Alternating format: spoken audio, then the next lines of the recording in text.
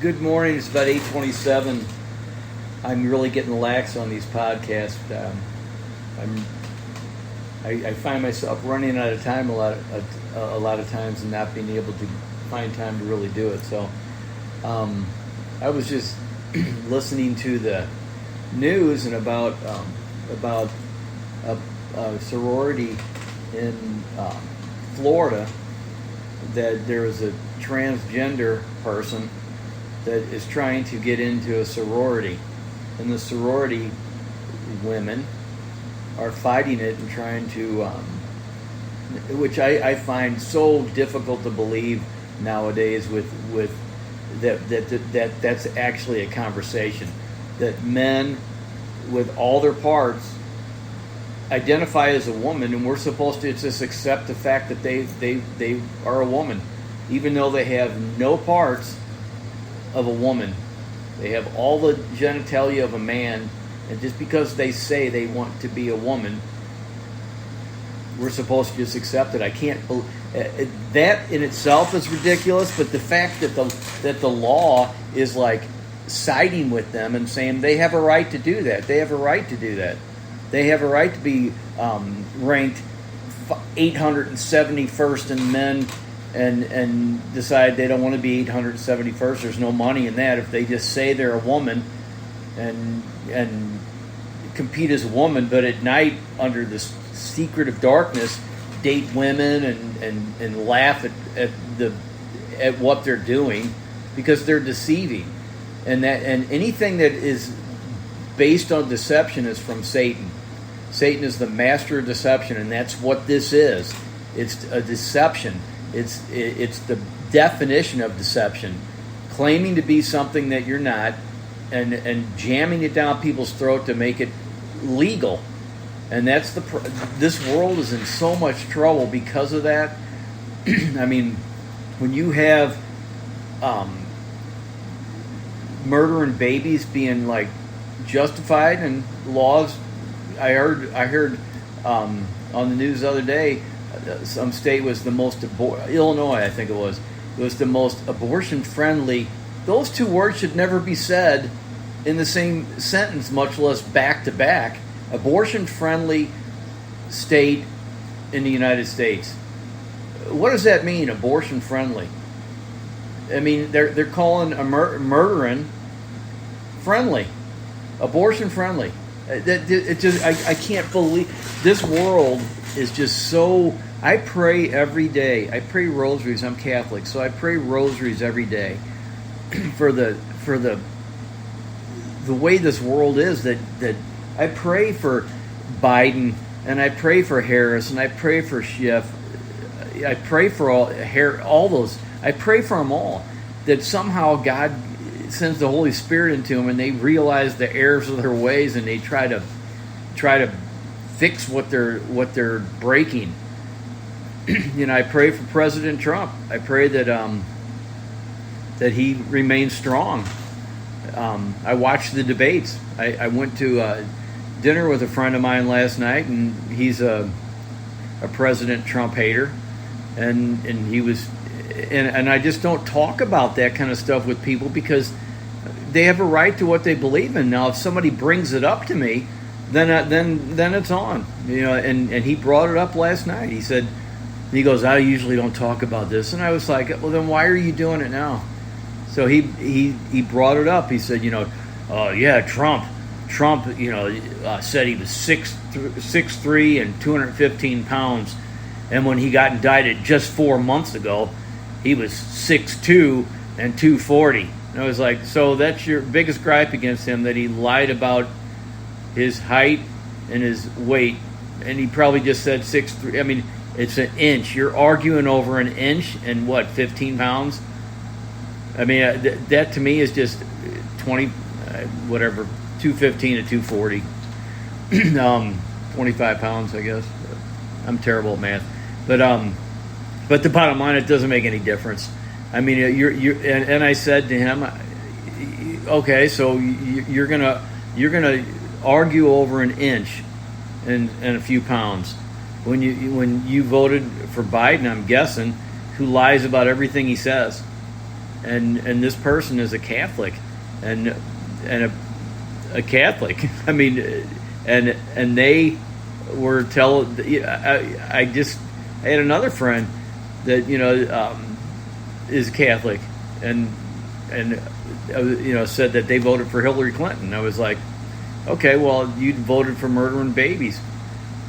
Well, you know what?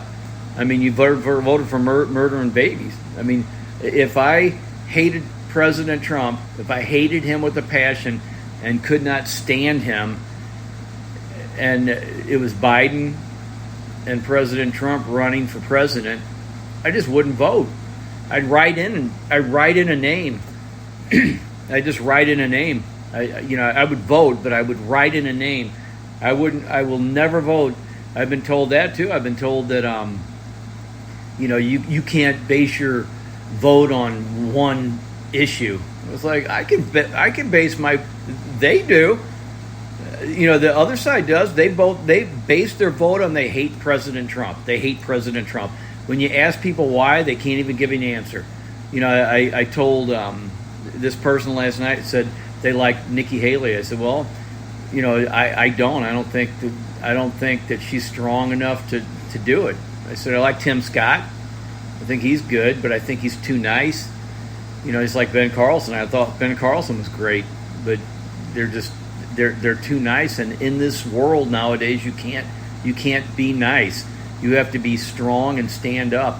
And that's what I'm starting to do now, because I'm tired of being passive and just going, well, I've had people tell me, you just have to just, not say anything. Well, that's what if you don't say anything, I've seen memes like that, and I love those memes.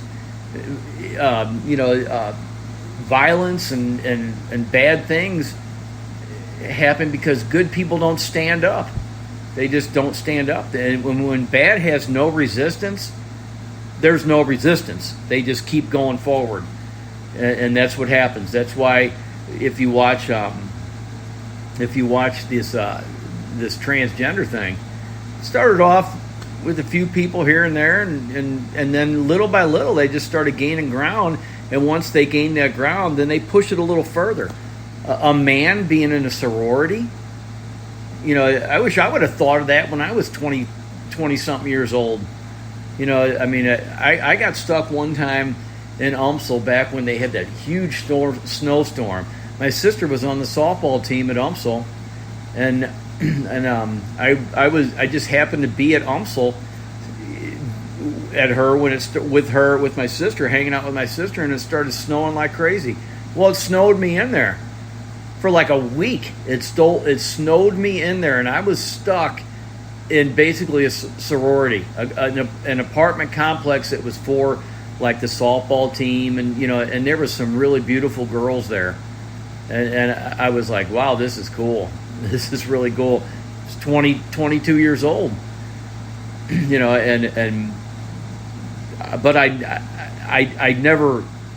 I would not claim to be a woman just to be there. These women in this sorority house at Florida are saying that this person, has all the genitalia of a male, and he wants to be in a sorority. So it's just sickening. He wants to be around when they're getting ready for games and getting ready to go out at night. It's sick. This world is sick. It's sick. All the stuff that goes on in this country, basically, this country is the sickest of the whole world right now. The sickest of the whole world, and it's because of the leadership we got. When Biden, just the last thing I heard him on the radio on TV say when those people lost everything in Hawaii, everything. They lost loved ones. They lost their livelihood. They lost every single thing that meant anything to them.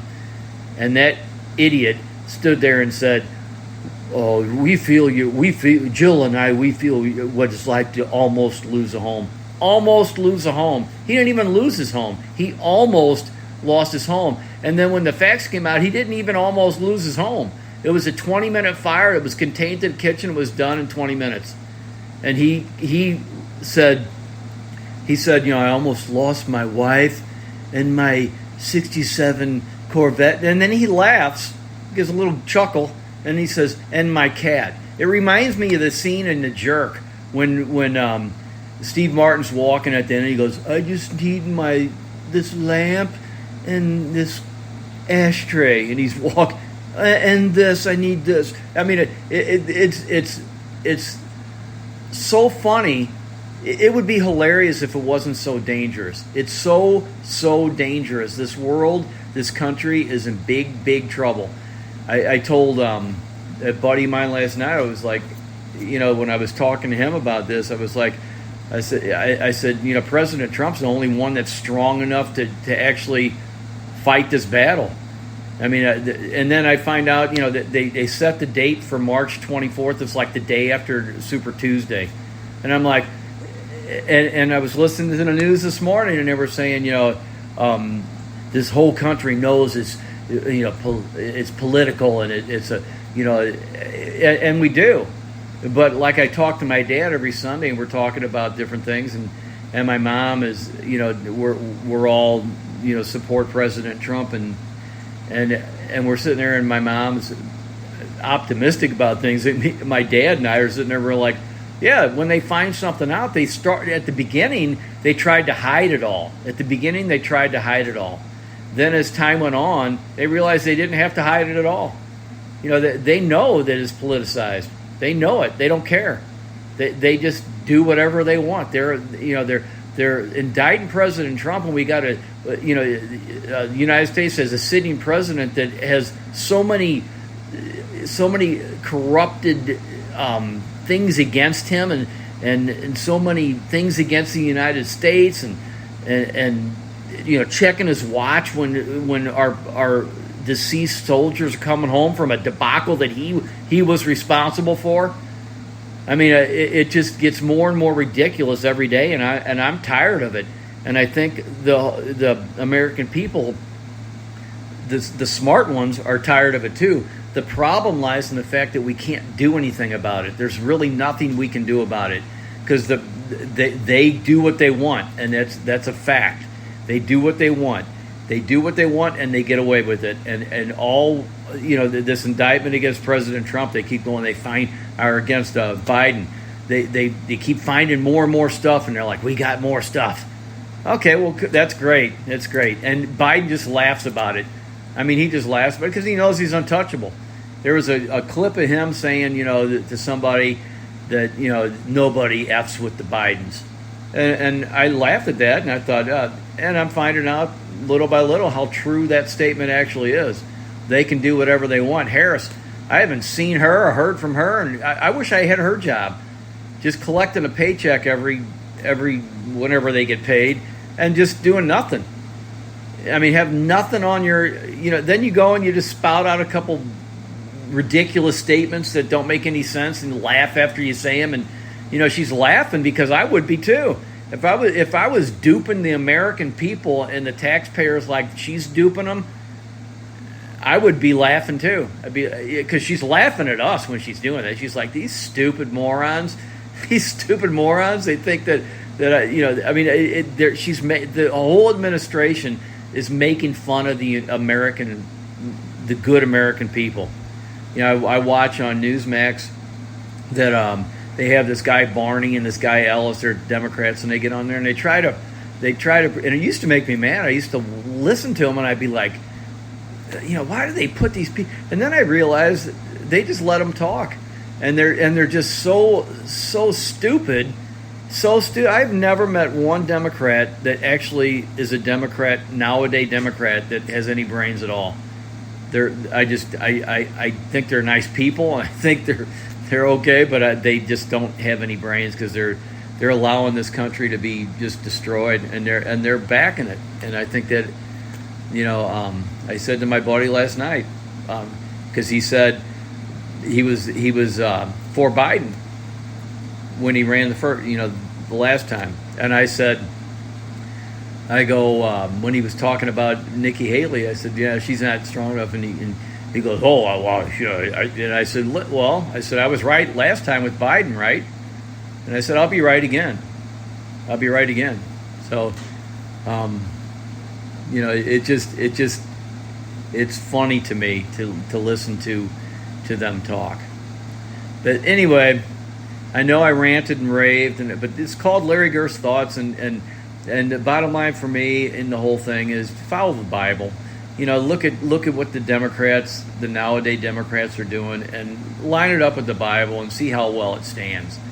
And if you still vote for things that are against the Bible, then simply don't call yourself Christians.